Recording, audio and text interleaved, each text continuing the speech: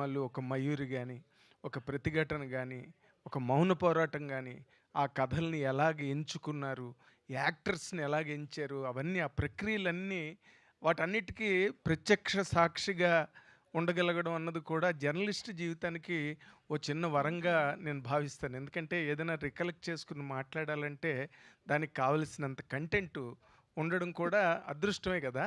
నాగేంద్ర కుమార్ గారు, sorry to pause. Like ఓకేనా speaker? ఒక్క నిమిషం అండి, ఒక్క నిమిషం. Sorry sorry sorry. అలాగే సుబ్బారావు గారిని కూడా జాయిన్ అవ్వాల్సిందిగా కోరుకుంటున్నాము. ఏబిఎన్ సుబ్బారావు గారు, ప్లీజ్ జాయిన్ ద స్టేజ్ అండి. మళ్ళీ మొదటి నుంచి అంటారా? ఓకే, ఒక్కసారి సౌండ్ చెక్ చేయండి. ఓకేనా? యా. మీరు అదంతా విన్నారు కాబట్టి అక్కడి నుంచే మొదలెడతా. రికార్డ్ అవ్వాల్సిన అవసరం లేదు. ఎందుకంటే మా భరద్వాజ్ అన్నయ్య గాని, నారాయణమూర్తి గారు గాని, మేమందరం మద్రాసు రోజుల నుంచి ఈ ఉషా కిరణ్ మూవీస్ తాలూకా కార్యక్రమాలన్నీ చూసిన వాళ్ళం. అండ్ ఆ పాట, ఆ లిరిక్ 4 లైన్లు లిరిక్ వేటూరు గారు రాస్తున్నప్పుడు నేను పక్కనే ఉండడం అన్నది నా అదృష్టం. విజయ గార్డెన్స్‌లో కూర్చొని రాశారు రామోజీ గారు, మన వేటూరి సుందరమూర్తి గారు దాని గురించి. అండ్ బాలుగారు పాడుతున్నప్పుడు కూడా నేనున్నా, ఆ వాక్యాలు పాడుతున్నప్పుడు. సో అక్కడి నుంచి తీసుకుంటే ఈ రోజున రామోజీరావు గారి తాలూకా దీక్ష, ఆయన తాలూకా విజన్, ఎలాంటి సినిమాలు తీయాలి అనే ఒక గ్రేటెస్ట్ విజనరీ రామోజీరావు పత్రికా లోకంలోనే కాదు, ఆయన అడుగుపెట్టిన ప్రతి రంగంలోని ఆయనే లెజెండ్ అని నిరూపించుకున్న ఏకైక మహానుభావుడు, ఏకైక ఇండియన్ అని చెప్పడానికి తెలుగు వాళ్ళందరూ గర్వపడాలి. Is one and only legend wherever he stepped in to. అలాంటి ఆ మార్గంలో ఈ రోజున అందరూ, అంటే గాంధీ మై ఎక్స్పెరిమెంట్స్ విత్ ట్రూత్లో ఒక లైన్ రాశాడు. నీ గొప్పతనం నీ వరకు ఆగకూడదు, రాబోయే తరాల వరకు కూడా అది పరుచుకోగలిగితే అది నిజమైన ఘనత అని గాంధీ ఒక లైన్ రాశాడు ఆ బుక్లో. ద బెస్ట్ లైన్ నాకు పుస్తకంలో బాగా నచ్చింది. అలాంటి ఒక వ్యక్తిత్వాన్ని రామోజీరావు సంస్థకి కట్టబెట్టగలిగారు. అది ఆయనతో అంతరించిపోకుండా ఈరోజు కూడా ఒక జీవనదిలా ప్రవహించడం అన్నది మన కళ్ళు ఎదురుగుండా మనం చూస్తున్న నగ్న సత్యం, సజీవ సాక్ష్యం. అలాంటి దాంట్లో ఈ రోజున నితిన్ అండ్ సాయి కృష్ణ వాళ్ళిద్దరూ ఇందులో వేటూరు గారు రాసినట్టుగా ప్రగతి రథ చక్రాలను రాశారే, అలా ఆ ప్రగతి రథ చక్రాలే నితిన్ అండ్ సాయి కృష్ణ.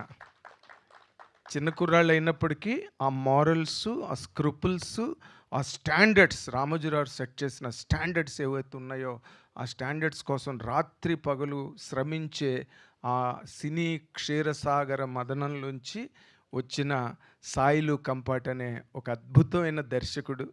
నేను సినిమా చూడగానే స్టేజ్ మీద చెప్పా, బాలచంద్రలా తీసాడు ఆ షాట్ అని. నేను చాలా ఇంప్రెస్ అయినా ఆ సినిమా చూసి. దాని మీద రకరకాల వీడియోలు చేశాను, సాయిల్ని తీసుకెళ్ళి ఇంటర్వ్యూ చేశాను గౌరవప్రదంగా కూర్చోపెట్టి. అది చాలా వైరల్ అయింది ఆయన ఇంటర్వ్యూ.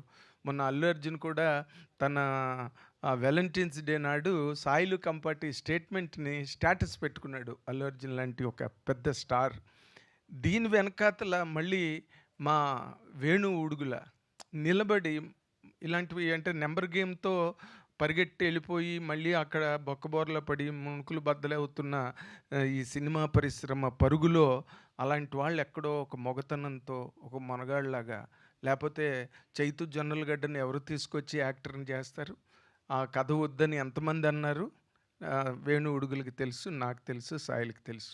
కానీ తను నిలబడి మొగతనంగా సినిమాని ముందుకు తీసుకెళ్ళాడు. అలాగే సాయి కృష్ణ అండ్ నితిన్ ఇద్దరు కూడా చెరువు వైపు ఉండి ఏదో ఎల్ఐసి లోగోలాగా ఆ దీపాన్ని జాగ్రత్తగా అలా తీసుకొచ్చి ప్రేక్షకుల ముందు తీసుకొచ్చారు. అది ఇంత వెలుగులు విరజిమ్మింది, పెద్ద హిట్ కాకడమే కాకుండా ఈరోజు అవార్డులను కూడా అన్నిటినీ దోచేసింది. అండ్ సురేష్ బొబ్బిలి అద్భుతమైన మ్యూజిక్, ఆయన పాటకు కూడా రావడం, లిటిల్ హార్ట్స్ లాంటి సినిమా, ఇవన్నీ these are all things that have flown from the legacy that Ramoji Rao sir have really left to this present generation. వాళ్ళు దాన్ని ఎక్కడా ఇంప్రింట్స్ మిస్ అవ్వకుండా అలాగ అడుగులో అడుగేసుకుని నడుచుకుంటూ వెళ్తున్న ఆ గమనం చూస్తే ఎంతో సౌందర్యవంతంగా ఒక మంచి అందమైన నర్తకి నడిచి వెళ్తున్నట్టుగా అనిపిస్తుంది ఆ నడక, వాళ్ళు నడిపించే తీరు తెన్ను. కాబట్టి ఇక్కడ ఈ కార్యక్రమం వాళ్ళు 2026, 2027, 2028, 2029 ఇవి ఈ పరంపర ఇలాగే కొనసాగుతుంది.